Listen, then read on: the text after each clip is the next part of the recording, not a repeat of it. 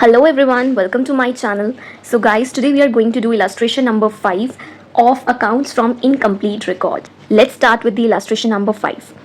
The income tax officer on assessing the income of Shri Moti for the financial year 2021 and 21-22 feels that Shri Moti has not disclosed the full income. He gives you the following particulars of assets and liabilities of Shri Moti as on 1st April 2020 and 1st April 2022. So here we have assets and liabilities as on 1st April 2020 and assets and liabilities as on 1st April 2022. During the 2 years, the domestic expenditure was 4,000 per month. So this domestic expenditure is your drawings. This is your drawings. The declared incomes of the financial years were this for 2021 and this for 21-22 respectively. These are the declared incomes. Okay. So state whether the income tax officer's contention is correct. Explain by giving your workings. Now how you will state कि whether the income tax officer's contention is correct? By calculating the actual income and then comparing it with the declared incomes. जो उन्होंने income declare की है और जो अभी आप income calculate करेंगे उसको कंपेयर करके you will give the reason, और ये आपकी थ्योरेटिकल फॉर्म में आंसर के 1 मार्क जरूर होंगे अलग से. Okay, so now what you have to do. सबसे पहले तो आपको मैं हमेशा समझाती हूँ कि हमें फॉर्मूलाज पता होने चाहिए कि हम चाहते क्या है. Capital is equals to assets minus liabilities. This is the first formula that you should know. Second formula is how to calculate the income. तो इसका एक सिंपल सा फॉर्मूला रहता है, एंड व्हाट्स दैट, जो भी मैंने आपको एक इसमें समझाया है, राइट. ये आपकी ओपनिंग कैपिटल रहती है. ओके, इसमें आप एडिशनल कैपिटल ऐड करते हैं और ड्राइंग्स लेस करते हैं. क्लोजिंग कैपिटल रहता है आपका यहाँ पे, एंड अगर यहाँ पे बैलेंस आता है तो दैट इज़ योर लॉस, और अगर यहाँ पे बैलेंस आता है तो दैट इज़ योर प्रॉफिट. ठीक है, तो ये आपका सेकंड कॉन्सेप्ट है. और फर्स्ट कॉन्सेप्ट कैपिटल जो आप लाएंगे, चाहे वो ओपनिंग कैपिटल हो तो भी आपको इसके थ्रू लानी है, क्लोजिंग कैपिटल हो तो भी आपका सेम फॉर्मूला रहेगा. उसके बाद to calculate the profit and loss आपका second concept will be this. तो ये आपको हर क्वेश्चन में अपना कॉन्सेप्ट अप्लाई करना है. तो अब अगर मैं इस क्वेश्चन के आंसर की बात करूं तो I am not going to solve each and everything, but हाँ, I will make you understand each and every concept. Okay, so first of all you have to calculate opening capital and closing capital, and your formula will be total assets minus total liabilities, total assets minus total liabilities. Okay, so here you can see what they have done. They have taken the total assets like this. Okay, 75,000, and after that they have deducted the total liabilities 40,000, 35,000, and they got the, or we will get, opening capital. Okay, this is your opening capital, and likewise you will deduct total liabilities from total assets and you will get the closing capital. Okay, after that you have to apply this concept. इन्होंने उल्टा चला है. How? इन्होंने closing capital लिया है, closing capital में drawings add किया. Okay, basically ये और ये ऐड होंगे एक साइड के, और ये ऐड होंगे, तो आपको ये अपने अकॉर्डिंग फॉर्मूला बनाना है.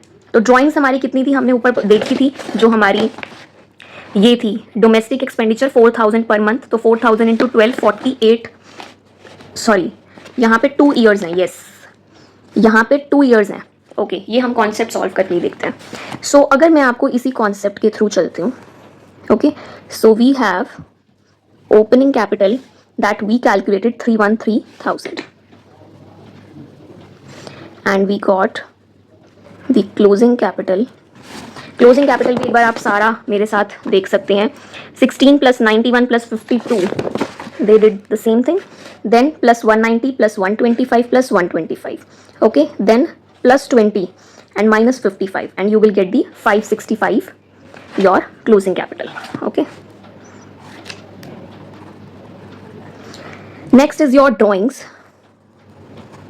तो गाइस अब आपने देखा होगा कि 22 है, नॉट 21, तो हमारे ये 2 ईयर्स की बात है, ओके।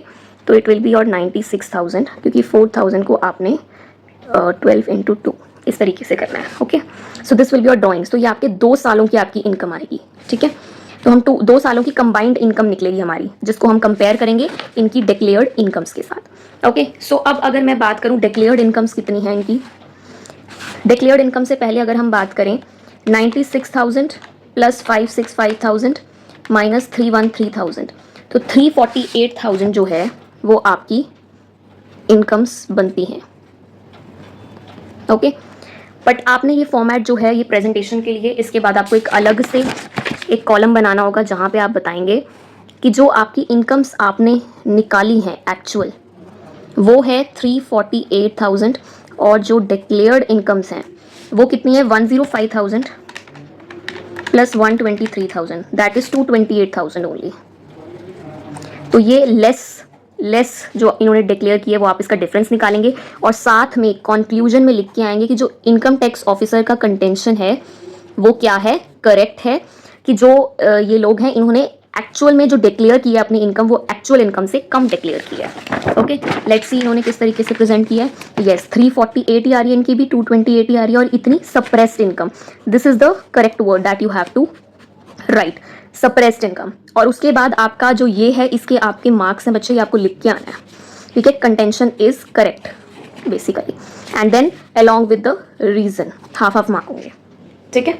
तो आई थिंक इलस्ट्रेशन नंबर 5 बहुत इजी थी, कुछ नहीं है, बस मैं आपको हर जगह पे यही चीज़ समझा रही हूँ। ये प्रेजेंटेशन हर जगह पे ये अलग आपको देखने को मिलेगी। अगर आप ये कॉन्सेप्ट अपने माइंड में रख लें, ओपनिंग प्लस एडिशनल कैपिटल, यहाँ पे कोई एडिशनल कैपिटल थी ही नहीं, जीरो थी, minus drawings minus closing capital, ठीक है। अगर आपका बैलेंस इस साइड रहता है तो वो आपकी इनकम रहती है, बैलेंस इस साइड रहता है तो लॉस रहता है। कैपिटल्स कैसे निकालनी है, चाहे ओपनिंग कैपिटल हो तो opening asset minus opening liabilities लेने हैं, क्लोजिंग में closing assets minus closing liabilities. अब यहाँ पे 2 साल का गैप था तो ये एक छोटा सा पॉइंट था जो याद रखना है। उसके बाद सिंपल सा एक लॉजिक उन्होंने पूछा है, डिक्लेयर उन्होंने ये किया, आपने ये निकालिया, तो ये आपकी कितनी रहेगी, सप्रेस्ड इनकम रहेगी। उसके बाद आपने कंक्लूजन, उन्होंने कहा कि इनकम टैक्स ऑफिसर कह रहा है कि इन्होंने कम डिक्लेयर किए, तो yes his contention is correct, ठीक है। तो आई डोंट थिंक सो ये बहुत ज्यादा टफ क्वेश्चन था, बट हाँ बच्चे कंफ्यूज होते रहते हैं। रीजन उसके पीछे यही है कि हर क्वेश्चन में ना आपको अलग तरीके की प्रेजेंटेशन दिखेगी, अलग तरीके का दिमाग लगाते हैं, लेकिन अगर आप एक ही कॉन्सेप्ट समझ लो और हर क्वेश्चन में उसी अकॉर्डिंग चलो, प्रेजेंटेशन बस आपको ये आंसर वाइज थोड़ी डिफरेंट देनी है, तो आपको कोई प्रॉब्लम नहीं आएगी, ओके। एंड गाइस मैं हमेशा अपना इंस्टाग्राम शेयर करती हूँ, तो this is my Instagram ID, you can follow me over there, and if you want to discuss anything you can discuss over there, okay guys। So thank you so much, please like, comment and subscribe to my channel, और मुझे बताइए कि आपको किस तरीके की लग रही है मेरी वीडियोस, आपको कॉन्सेप्ट्स क्लियर हो रहे हैं, या इन केस यू वांट कि हाँ आपको एक एक क्वेश्चन सॉल्व चाहिए, जैसे मैंने यहाँ पर कैपिटल आपको समझा दिया कि असेट माइनस लाइबिलिटीज करनी और डायरेक्ट फिगर्स हैं, ठीक है। तो आई थिंक इससे टाइम वेस्ट होता है और वीडियो ज़्यादा बड़ी बन जाती है, तो इसीलिए मैं ये पार्ट स्किप करके आपको मेन समझाने पे फोकस करती हूँ। बट इफ़ यू नीड कि हाँ हमें सॉल्व चाहिए, साथ साथ में हम रिटर्न प्रैक्टिस करते हैं, जैसा भी आपका है, तो मुझे प्लीज़ कमेंट सेक्शन में अपने व्यूज़ शेयर कीजिए about the videos. Thank you so much guys, bye bye, take care.